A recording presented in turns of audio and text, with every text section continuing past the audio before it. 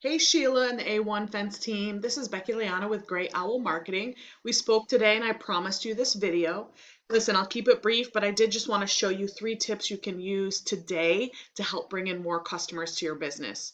Because oftentimes in the world of the internet, most local business owners are just too busy running their business to keep up with how the internet can really work for them and benefit their company. So as you can see here, I do have your website open. I love that you have this beautiful picture of some work that you've been doing, as well as, these different areas where you can show what kind of opportunities and support you guys and services you guys offer. But the first thing that is important to know if you really want to optimize your presence with Google is you do need at least 1,500 words on your homepage. And it looks like you guys have, maybe 100 here. Because content is really king with Google. This is a key factor in Google's formula when they decide which sites to rank higher than others. And Google likes to see not only high quantity of information, but also high quality. Because you want your business to show up on page 1 when your customers are searching on Google, right? So make sure you have 1,500 words on your page or more. And you also want to optimize what words you're including in your content throughout your entire site. So I've pulled up this tool here I use called Ahrefs. You're welcome to use other tools online that are free. You can just Google it. But this is essentially a snapshot of your company's online presence.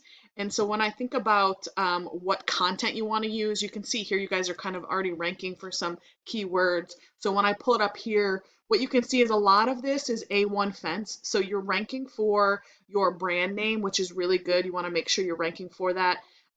Which is great. It is a buyer intent keyword if they know your company, but if the company doesn't know you, they're not necessarily searching for your company name.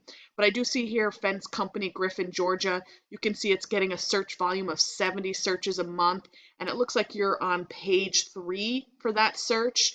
So you want to think about that. These are definitely buyer intent keywords. Again, here's another just variation of it. It's getting another 70 search, but it does look like you're on page 3 for that. Here's another one, McDonough Fence, that's getting 200 searches a month. So it's a lot of high traffic, and it looks like you're probably showing up on the middle of page 4 for that one. Again, Fence Company Noonan, 200 searches. Looks like you're on page 4 or 5.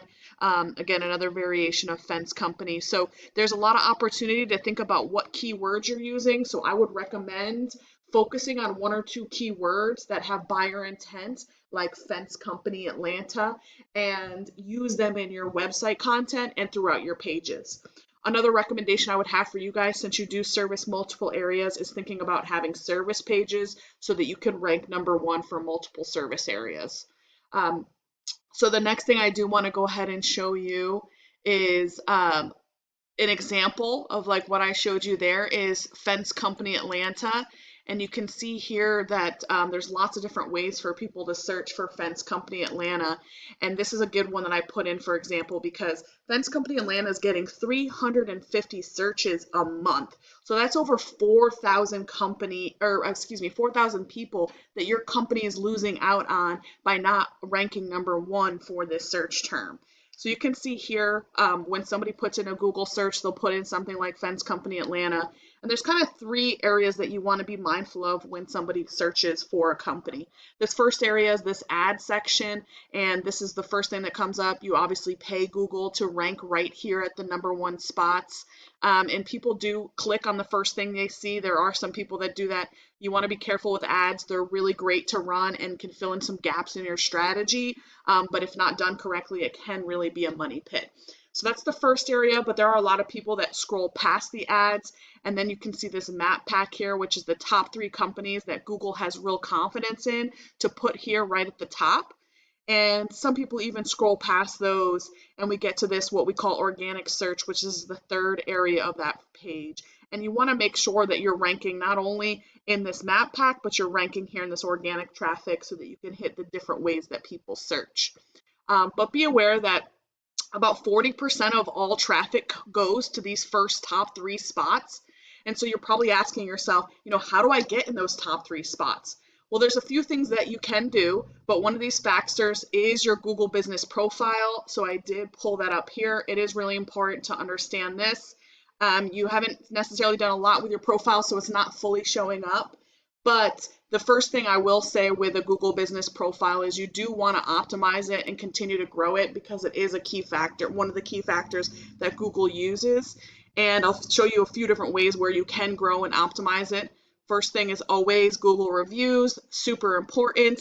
I do see that you do have some reviews here and you're rating about a 4.2, so great job. It does show that you're doing some good work out there. But I would recommend that you continue to get more reviews, especially 5-star reviews, because that's really going to help grow your positive image. The next thing I'll talk to you about is the NAP, and that's your name, address, and phone number. Google really likes to see that across multiple platforms, which we call citations. And those citations, or what probably more common term is a directory. Think about Yelp or Yellow Pages or Whitebook or City Star, even your Facebook page. Those are all different areas where you're creating a footprint across the web. And the important thing to remember about that is you really want to be consistent. Google likes to see that everything matches exactly as that you have here on your Google profile, because Google wants people to be able to search different platforms and see the same information. So think about that. The third thing I'll say about your Google profiles, think about adding more pictures. Pictures are really great, but you want to think about when you add your pictures, when you're saving those pictures, you want to save them as buyer intent keywords so that when Google's crawling your profile, crawling your your website, they're going to pick up those buyer intent keywords. And then think about using geotags, because pictures can be geotagged to different locations. So when you're doing your work across various locations, you put those geotags on it, you add it to your Google profile, and then Google knows where you're doing work, right? So by doing this, Google will see not only what type of work you're doing by adding those keywords to your titles, but also where you're doing it by adding those geotags. So when people are searching for similar things, your name is going to show up. So those are the things I'd like to say about profiles. But again, if I go back to this search here that's getting 350 searches a month, you can see you're not ranking at all. You're not in the #1 spot. You're not in the map pack. And your business reputation is another key factor that plays into getting in these top 3 spots. And so you're probably asking yourself how you do that. Again, if we go back to this neat tool that I have here, again, back to your dashboard here for a second. This is what is called is a numerical value of your online reputation. So think about your site's authority, and this is a numerical value of your site's authority.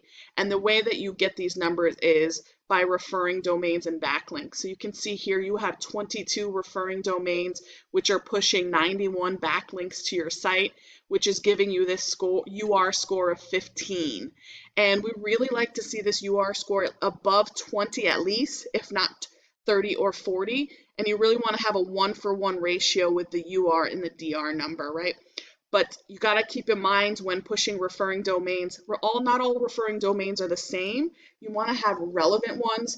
The relevant ones are the only ones that are actually going to give you strength to your website. So we can look at this number down here, this do follow number, and you can see that of your 22 referring domains, only 9 of them are giving you power or giving you strength to give you this number here, which is probably why you have a little bit lower organic traffic. So think about these backlinks that are giving you that juice, that reputation, that strength. Kind of think of it like a popularity contest, so that Google knows there's other people pointing to your website, which kind of gives you authority in the online space. And just to give you a reference, again, when we look here at this high traffic keyword, you can see Precision Fence Works Atlanta is the first name. And so just to give you an idea here, I pulled up their website and you can see their website. It's not too bad. It's got a little bit more content than yours. It's got some reviews, but not nearly as much content as Google likes to see. So if you make those tweaks to your website and add more content with some critical 2 or 3 keywords, you really could outrank them and dominate from that perspective. Last thing I'll tell you is I did pull up what their dashboard looks like compared to yours. So you can see they have a UR number of 28 compared to your 15. You're getting organic traffic of 172, while they're getting organic traffic of 537 hits a month. And that's likely to do from a lot of things, like they have a little bit more content, and you can see they have quite a bit more referring domains, pushing more backlinks to their site, which you can see here that a lot of those referring domains are relevant and giving them their strength. So this might look a little intimidating compared to your 22 number here, but the cool thing is you use tools like this, you can just go ahead and click on it, and then we get to see all of the referring domains that they're using, and you can just copy them. You can copy all of them and have the same ones they are and add some more on top there so that you can start dominating your competition. So like I said, just gonna summarize the three tips that I gave you. Content is king. You want to have high quality and high quantity. You want to think about your Google business profile and optimizing where you show up online and making sure it's consistent and exactly the same, as well as thinking about optimizing your site's authority by adding more backlinks. Again, if you implement these strategies today, you could be #1 on Google. You could either use this information that I provided and you can do it on your own. I'm totally fine with that. However, if you want to be more effective and you want to save yourself some time so you can focus on your business, you can call me and we can set up a time to chat. So once again, my name is Becky Leana with Gray Owl Marketing. My contact information is in the email. I hope you found this information valuable and chat with you soon. Bye.